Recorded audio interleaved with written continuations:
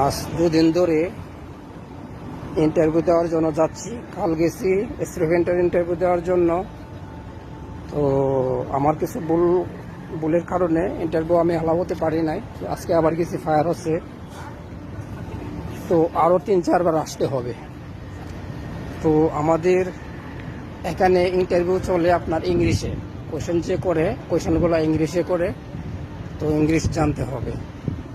তো আমাদের বাংলাদেশের যারা ইংলিশ প্রশ্ন করে কিংবা ইংলিশে কথা বলে এদের কথা তো কিছু বোঝা যায়, আর অন্য অন্য কান্ট্রির যারা ইংলিশে প্রশ্ন করে এদের প্রশ্নগুলো খুব শর্ট থাকে এবং ভাষার মধ্যে অন্য ধরনের একটা টান থাকে, তো বুঝতে সমস্যা হয়, এই সে সমস্যা।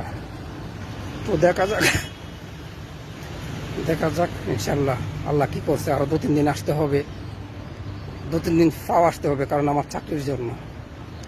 ইন্টারভিউ পাস হওয়ার পরে মেডিকেল হবে, মেডিকেল হওয়ার পরে আর পরে 3-4 দিন পরে আইডি হবে। আইডি হলে আমার যখন ডিউটিতে যাব তখন হচ্ছে আমার ঘন্টা হবে, তখন এর পয়সা আসবে, এর আগে আসবে না। এই 3-4 দিন যে দৌড়তেছি সব পাও। তো দেখা যাক ইনশাল্লাহ, দোয়া করেন আল্লাহ যেন আমাকে এবং সবাইকে যেন ভালো রাখে।